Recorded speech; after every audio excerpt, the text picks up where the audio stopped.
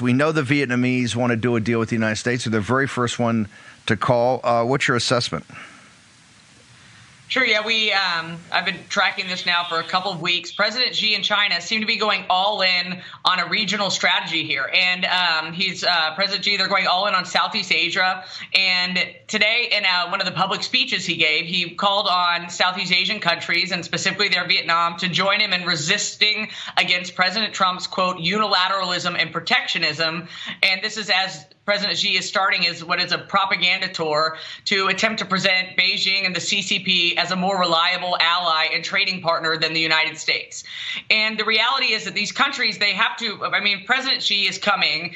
They're your largest neighbor. They're a very scary neighbor, like Vietnam, and he goes off next to Malaysia and then to Cambodia. They cannot say no. What they're saying privately, and I've been in all of these countries over the last 2 weeks, is please, please, President Trump and the United States, come in, save us, help us. We want to deal with the United States. We do not want to deal with China. But we have to be mindful and aware of the reality of these countries and what happens with this. And the strategy here, I think, is that China is trying to insulate itself against Trump's tariffs. And their best strategy to do that is with the neighbors in Southeast Asia. And that's because, Southeast Asia has become China's largest trading partner at 17% of their exports versus only 14% to the United States. And so I think China sees this as critical to shore up trade relations with Southeast Asia.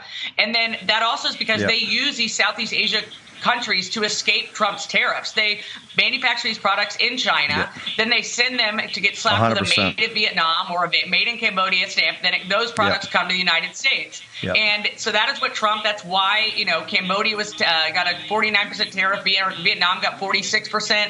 It was high because China is using them as pawns. And so now we have to reaffirm our interests in the region. The same thing is with Mexico. Same thing to do in Mexico. That's why it's much more than $500 billion, $600 billion.